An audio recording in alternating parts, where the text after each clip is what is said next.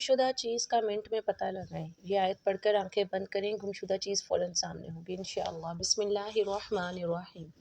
मोहतरम नाजरीन, आज एक ऐसा अमल लेकर हाजिर हुई हूँ कि अगर आपकी कोई चीज़ गुम हो गई है और वो आपको मिल नहीं रही, कोई भी गुमशुदा इंसान, आपका रुपया या कोई सोने की चीज़ या कोई भी कीमती चीज़ जो मिल नहीं रही, वो आप चाहते हैं कि आपको वो चीज़ फ़ौरी तौर पर मिल जाए, तो ये आयत पढ़कर आंखें बंद कर लें इंशाअल्लाह। जिसने भी ये अमल किया और आंखें बंद करके इस आयत को पढ़ा, तो गुमशुदा चीज़ फ़ौरी उसके सामने आई।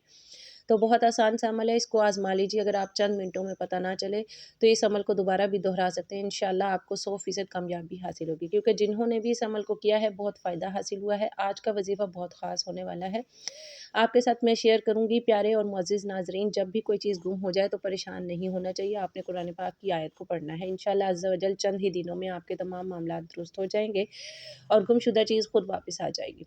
तो मेरी एक बहन है, वो कहती हैं कि मेरे कुछ अरसा कबल सोने की अंगूठी गुम हो गई और वो सोने की अंगूठी बहुत बड़ी थी। मैं बहुत परेशान थी कि क्या करूँ? मैंने बहुत से अमलियात करवाए, मैंने बहुत से वज़ाइफ़ किए, मैंने हर जगह से पता भी करवाया कि कोई ऐसा बंदा मुझे नज़र आ जाए कि फ़ौरी तौर पर मेरी वो चीज़ मिल जाए। मैंने बहुत तलाश किया, किसी पर शक नहीं कर सकती थी, क्योंकि मैं जॉइंट फ़ैमिली में रहती थी।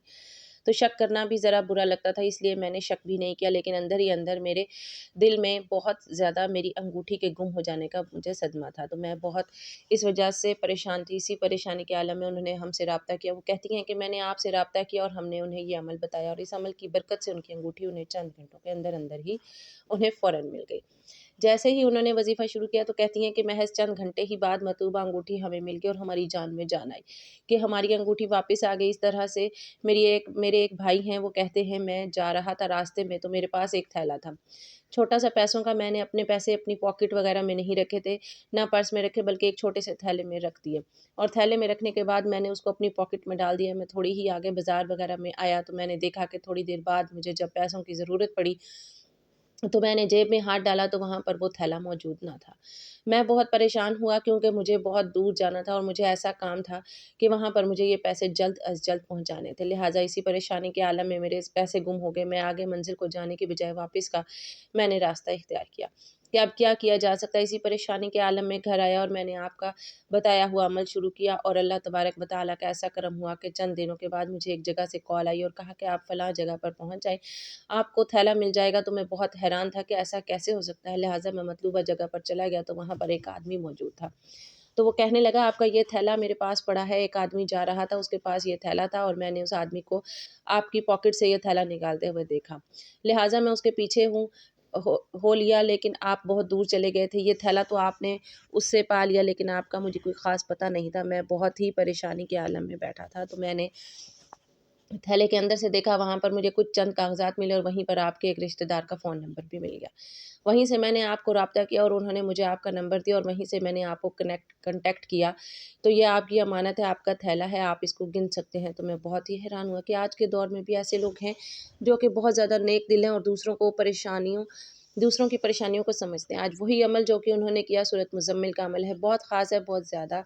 तो इंशाअल्लाह अज़्ज़ा वजल इस एक आयत की बरकत से आपकी जो चीज़ गुम हो गई है, चाहे कोई इंसान गुम हो गई या कोई भी चीज़, जो भी ख़ास मकसद है, आपका मकसद भी पूरा हो जाएगा इंशाअल्लाह अज़्ज़ा वजल। इस अमल को मुकम्मल यकसुई के साथ कीजिए, मुकम्मल तवज्जो के साथ कीजिए। मोहतरम नाज़रीन, अल्लाह से दुआ माँगते हुए इसके कबूल होने या ना होने का शक दिल में नहीं रखते कि पता नहीं ये दुआ कबूल होगी या नहीं, पता नहीं ये चीज़ हमें मिलेगी या नहीं, पता नहीं ये काम मुमकिन हो सकेगा या नहीं। ये सारे ख़दशात सो तुम्हारी ज़ात की हैं। अल्लाह की ज़ात तो इससे कहीं ज़्यादा वसी है। वो तो मौज़ों का बादशाह है। वो जब चाहे हालात बदल सकता है, वो जब चाहे दिल बदल सकता है, वो जब चाहे ला हासिल चीज़ से नवाज़ सकता है, वो जब चाहे नसीब बदल सकता है। अल्लाह वो सब कर सकता है जो तुम नहीं कर सकते। तो जिसकी ज़ात लामहदूद है, उससे महदूद दुआएँ कैसी अपने अमाल देख कर नहीं, उसकी शान देख कर मांगो। जिसने तुम्हें बनाया है, उससे बेहतर तुम्हें कोई भी नहीं समझ सकता। और याद रखो, कायनात में ऐसा कुछ भी नहीं जो हमारा रब नहीं कर सकता। कायनात में ऐसा कोई ज़ख्म नहीं जिसे अल्लाह नहीं भर सकता। उसकी ही कायनात है, वो सब कुछ कर सकता है। नाज़रीन, आज के दौर में हर दूसरा इंसान बहुत ही ज़्यादा परेशान नज़र आ रहा है। जिसको देखें कोई ना कोई परेशानी है, किसी न किसी मुसीबत में मुब्तला है, किसी गम में मुब्तला है, और हालात ऐसे हो चुके हैं, ऐसे बन चुके हैं कि एक इंसान किसी दूसरे इंसान से अपनी परेशानी शेयर भी नहीं कर सकता। कोई बेरोज़गारी की वजह से परेशान है, कोई मुलाज़मत की वजह से परेशान है, कोई रिश्तों की वजह से परेशान है, कोई औलाद की वजह से परेशान है, कोई बीमारियों की वजह से परेशान है, यानी किसी न किसी परेशानी में मुब्तला है। तो इन हालात में हमें क्या करना चाहिए? हमें अपने नबी पाक हज़रत मोहम्मद मुस्तफ़ा सल्लल्लाहु अलैहि वसल्लम की सुन्नत मुबारका को नहीं छोड़ना चाहिए। آپ نے زندگی گزارنے کا جو طریقہ بتایا ہے اس کو اپنا لینا چاہیے۔ جیسا کہ آپ جانتے ہیں حالات اتنے نازک ہو چکے ہیں کہ اللہ سے اتنی دوری اختیار ہو چکی ہے کہ انسان خود پریشان ہو چکا ہے کہ یہ سب کیا ہو رہا ہے، یہ سب کچھ نہیں ہو رہا۔ صرف قیامت کی نشانیاں ہیں اور قیامت بہت ہی نزدیک آ رہی ہے، بہت ہی جلد قیامت آنے والی ہے، جس طرح کے حالات پیدا ہو چکے ہیں۔ ناظرین، تو آج کی اس ویڈیو میں آپ لوگوں کو ایک دعا بتانے جا رہی ہوں جو آپ کی پریشانیوں کو ختم کر دے گی، مصیبت کو، غم کو، جس طرح کے بھی آپ کے مشکل حالات ہیں، ان مشکل حالات میں یہ دعا آپ کو ایک اثر دکھائے گی کہ آپ کی ہر پریشانی ختم ہو جائے گی۔ ارشاد باری تعالیٰ، اور ضرور آزمائیں گے ہم تمہیں کس قدر خوف اور بھوک سے اور مبتلا کر کے، نقصان میں، مال و جان کے اور آمدنیوں کے، اور خوشخبری دو صبر کرنے والوں کو، دو صبر کرنے والے کے جب پہنچتی ہے انہیں کوئی مصیبت تو کہتے ہیں بے شک ہم اللہ ہی کے اور بے شک ہمیں اسی کی طرف لوٹ کر جانا ہے۔ دراصل یہی وہ لوگ ہیں، ان پر عنایتیں ہیں، رحمتیں، اور یہی وہ لوگ ہیں جو ہدایت یافتہ ہیں۔ ان آیات میں اللہ تبارک و تعالیٰ نے انسان کو متنبع فرمایا ہے کہ اسے ضرور آزمایا جائے گا، جو ان آزمائشوں پر صبر کرتے ہوئے پورا اترے گا اسے رحمت و مغفرت کی بشارت دی گئی ہے۔ حدیث مبارکہ کے مطابق تکلیفوں پر صبر و ثواب میں اضافے کا باعث بننے کے ساتھ ساتھ اللہ تعالیٰ کی رضا اور خوشنودی کا بھی ذریعہ ہے۔ ترمذی میں رسول اکرم صلی اللہ علیہ وآلہ وسلم کا یہ ارشاد مروی ہے کہ ثواب میں اضافہ مصیبتوں کے ساتھ ہے، اور فرمایا کہ اللہ جب کسی قوم سے محبت کرتا ہے تو انہیں کسی نہ کسی مصیبت میں مبتلا کر دیتا ہے، اور جو راضی رہتا ہے اس کے لیے اللہ کی رضا، اور جو ناراض ہو جاتا ہے اس کے لیے اللہ کی ناراضگی۔ مصیبت پر صبر کرنے کے حوالے سے کنز الاعمال میں حضرت علی رضی اللہ تعالیٰ عنہ سے مروی ہے کہ رسول اکرم صلی اللہ علیہ وآلہ وسلم نے ارشاد فرمایا، تحقیق لوح محفوظ میں پہلی چیز جو کہ اللہ تعالیٰ نے لکھی ہے وہ یہ ہے کہ بسم اللہ الرحمن الرحیم، اور بے شک میں ہی معبود ہوں، میرے سوا کوئی حاجت روا نہیں، میرا کوئی شریک نہیں، جس نے میرے فیصلے کو مان لیا اور میری دی ہوئی مصیبت پر صبر کیا اور میرے حکم پر راضی رہا، میں اسے اپنے یہاں صدیق لکھ دیتا ہوں اور اسے قیامت کے دن صدیقوں میں اٹھاؤں گا۔ رسول اللہ صلی اللہ علیہ وآلہ وسلم کی امت پر اللہ تعالیٰ کی خصوصی رحمتوں میں سے ایک یہ بھی ہے کہ سابقہ امتوں کی شہیدوں کی طرح امت محمدیہ میں درجہ شہادت پانے والوں کو صرف اللہ کی راہ میں لڑتے ہوئے قتل ہونے والوں تک بھی محدود نہیں رکھا، بلکہ دوسروں کو بھی اس درجے پر فائز فرمایا ہے۔ انسان کو اس کی زندگی میں مختلف پریشانیوں اور مسائل سے دو چار ہونا پڑا ہے، اور ان مسائل کو کیسے برداشت کرے اور کس طرح ان مسائل سے چھٹکارا پائے اور نجات کی راہ اپنائے، ان مسائب کو برداشت کرنے اور ان کو آسان تر بنانے کا سب سے بہترین طریقہ یہ ہے کہ مومن کے لیے ہر وقت یہ تصور پیش نظر رہے کہ یہ دنیا دارالامت ہے، یہ دائمی گھر نہیں ہے، یہ عمل کی جگہ ہے، اور آخرت دارالجزا ہے، وہاں بدلہ ملے گا۔ مزدور صبح سے شام تک، کسان بوائی سے کٹائی تک تمام تکالیف، سردی کی شدت، حدت، دھوپ کی حدت اور عمل کی محنت اس لیے برداشت کرتا ہے کہ مزدور کو شام ڈھلنے پر اجرت کی امیدوار، کسان کو کٹائی کے وقت پھل کی توقع ہوتی ہے۔ مومن بھی دین پر عمل کی راہ میں مصائب کی بھٹیوں میں اپنے آپ کو اس لیے جلاتا ہے کہ اسے گناہوں کی میل کچیل سے پاک صاف ہو کر دخول جنت کی توقع ہوتی ہے۔ آخرت کے آرام و راحت اور وہاں کی نعمتوں کے مقابلے میں دنیا کے مصائب، بلکہ یہاں کے اعلیٰ سے اعلیٰ درجے کی نعمت بھی کوئی اہمیت نہیں رکھتی۔ اللہ کا دستور اس دنیا میں ہے کہ جو بندہ جس قدر اللہ عز و جل مقرب محبوب ہوتا ہے، اس قدر اسے دنیا کے احوال و پریشانیوں سے دو چار ہونا پڑتا ہے۔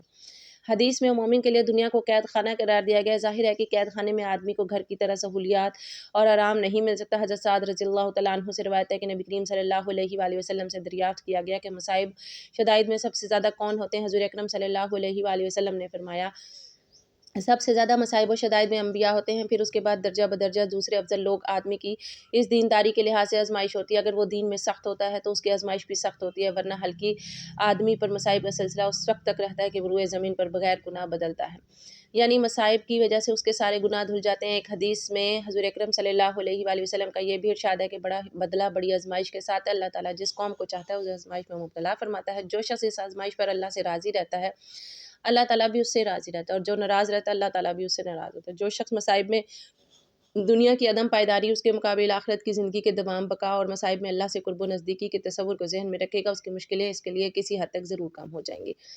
مصائب اور اس کے درود و کس کو دور کرنے اور ان مصائب و پریشانیوں کے بادلوں سے لطف خداوندی اور عنایات سے بتلاشی کے لیے یہ بھی ایک آسان نسخہ ہے کہ وہ بیماریوں، پریشانیوں، تنگیوں، اجر خداوندی، ثواب آخرت، گناہوں اور خطاؤں سے پاکی کی بشارت کو بھی پیش نظر رکھے۔ اس طرح اس کے مصائب اس کے لیے ایمان و یقین کی تازگی، فکر آخرت میں اضافہ اور پائے ثواب و استقامت میں مضبوطی کا باعث ہوں گے۔ ایک حدیث میں حضور اکرم صلی اللہ علیہ وسلم کا ارشاد ہے کہ مرد مومن کو جب بھی دکھ، بیماری و پریشانی یا غم، اذیت پہنچتی ہے، یہاں تک کہ جو کانٹا بھی اسے چبھتا ہے، تو اللہ تعالیٰ اس کے ذریعے اس کے گناہوں کی صفائی کر دیتا ہے۔ ایک دوسری روایت میں ہے، بندہ مومن کو جو بھی کانٹے وغیرہ کی تکلیف پہنچتی ہے تو اللہ عز و جل اس کے گناہوں کو جھاڑ دیتا ہے، جیسے سوکھا درخت اپنے پتوں کو جھاڑ دیتا ہے۔ بعض مومن مرد اور بعض مومن عورتوں پر مصائب و حوادث، کبھی بھی اس کی جان، کبھی بھی ان کے مال اور کبھی ان کی اولاد پر اس طرح آتے ہیں کہ اس کے نتیجے میں ان کے گناہ چھڑ جاتے ہیں اور وہ مرنے کے بعد اللہ عز و جل سے اس حال میں ملتے ہیں کہ ان پر کوئی گناہ نہیں ہوتا۔ کبھی یوں ہوتا ہے کہ ایک بندہ مومن اخروی اعتبار سے ایک مقام و مرتبے کا حامل ہوتا ہے،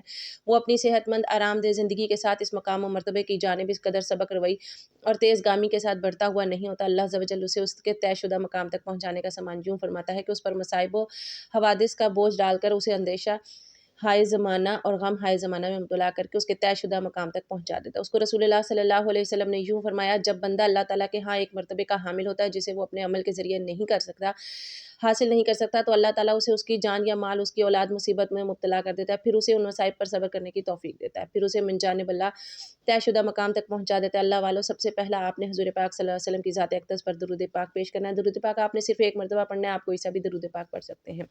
آپ صلی اللہ علیہ وسلم پڑھ لیں یا صلی اللہ علیہ محمد پڑھ لیں یا آپ درود ابراہیمی پڑھ لیں، ایک بار ثواب کی نیت سے میرے ساتھ بھی پڑھ لیں۔ اللہم صلی علی محمد وعلی آل محمد کما صلیت علی ابراہیم وعلی آل ابراہیم انک حمید مجید۔ اللہم بارک علی محمد وعلی آل محمد کما بارکت علی ابراہیم وعلی آل ابراہیم انک حمید مجید۔ درود و سلام اللہ تعالیٰ کی ان بابرکت نعمتوں میں سے ہے جو اپنے دامن میں بے پناہ برکات سمیٹے ہوئے یہ ایسی لازوال دولت ہے کہ جسے مل جائے اس کے دین دنیا سنور جاتے ہیں۔ درود و سلام محبوب خدا صلی اللہ علیہ وسلم کی تعریف، اللہ تعالیٰ کی رحمت کا خزانہ ہے، اللہ تعالیٰ کی رحمت کا گناہوں کا کفارہ، بلندی درجات کا زینہ کرب، خداوندی کائنہ، خیر و برکت کا سفینہ ہے۔ یہ عمل دوسروں دل کی طہارت، بلاؤں کو تریاق، روح کی مسرت، روحانی پریشانی کا علاج، غربت افلاس کی حل، دوزخ سے نجات کا ذریعہ ہے اور شفاعت کی کنجی ہے۔ حدیث مبارکہ میں درود و سلام کے بے شمار فضائل و برکات کا ذکر ملتا ہے۔ درود و سلام قرب مصطفیٰ صلی اللہ علیہ وسلم کا ذکر ملتا ہے۔ درود و سلام قرب مصطفیٰ صلی اللہ علیہ وسلم کا ذریعہ ہے۔ حضور نبی کریم صلی اللہ علیہ وسلم کی ذات گرامی سے والہانہ عقیدت و محبت کے جزوی ایمان ہے، اس کے بعد بغیر ایمان کے تکمیل نہیں ہوتی۔ درود و سلام پڑھنا محبت رسول صلی اللہ علیہ وسلم کی دلیل ہے۔ کثرت سے درود و سلام پڑھنے والے کو روز قیامت قرب رسول صلی اللہ علیہ وسلم کی نعمت سے فیض یاب کیا جائے گا۔ آپ نے سب سے پہلے کرنا کیا ہے؟ 2 رکعت نفل صلاۃ الحاجت کے پڑھ لینے ہیں، کسی بھی وقت پڑھ لیجئے۔ 2 رکعت نفل صلاۃ الحاجت کے نوافل پڑھنے کے بعد آپ نے کیا کرنا ہے کہ آپ نے یہ والی آیت آپ نے پڑھنی ہے، بسم اللہ الرحمن الرحیم، رب المشرقی والمغربی لا الہ الا هو فاتخذوہ وکیلا۔ یہ ایک آیت سورۃ مزمل کی آپ نے اس کو 1000 کی تعداد میں پڑھنا ہے۔ جیسے ہی 1000 مکمل ہوگا آپ کی وہی چیز آپ کو فوراً سے مل جائے گی۔ آپ اس عمل کو ضرور کریں اور دیکھیں کہ چند ہی گھنٹوں میں آپ کی وہ چیز جس کی آپ کو خواہش تھی، وہ آپ چاہتے تھے، اور اگر آپ کسی مقصد کے لیے بھی پڑھنا چاہتے ہیں تو آپ ایک جگہ پر بیٹھ کر 2 رکعت نفل صلاۃ الحاجت اور آپ اس آیت کو بار بار پڑھیے، اور جس مقصد کے لیے آپ دعا کریں گے انشاءاللہ عز و جل وہ مقصد آپ کا پورا ہو جائے گا، وہ خواہش پوری ہو جائے گی، آپ کی وہ حاجت پوری ہو جائے گی۔ یاد رہے کہ حقیقی کارساز صرف اللہ تعالیٰ ہے اور سب کو اسی پر بھروسہ کرنا چاہیے۔ البتہ اس کا یہ مطلب نہیں کہ انسان اسباب کو اختیار کرنا چھوڑ دے اور صرف اللہ تعالیٰ پر بھروسہ کر کے بیٹھ جائے، بلکہ ہر انسان کو چاہیے کہ وہ اسباب ضرور اختیار کرے، لیکن اس اسباب پر بھروسہ نہ کرے، بلکہ صرف اللہ تعالیٰ پر بھروسہ کرے جسے ہر ایک کو روزی دینا ہے۔ اللہ تعالیٰ نے اپنے ذمے کرم پر لیا ہوا ہے۔ اب اس کا مطلب یہ نہیں ہے کہ انسان سب کچھ چھوڑ کر اللہ تعالیٰ کی طرف سے روزی ملنے کی امید لگا کر گھر بیٹھ جائے اور اس حلال ہونے کے اسباب اختیار کرنا چھوڑ دے۔ اسی طرح اگر وہ ساری عمر بھی بیٹھا رہے گا تو اسے ایک لقمہ بھی نہیں ملے گا۔ تو آپ اس عمل کو ضرور کریں، انشاءاللہ عز و جل آپ کو بہت زیادہ فائدہ ہوگا، آپ کی دعا فوراً قبول ہو جائے گی۔ تو آپ اس عمل کو خود بھی کریں اور آگے بھی شیئر کریں، انشاءاللہ آپ کو بہت زیادہ فائدہ پہنچنے والا ہے۔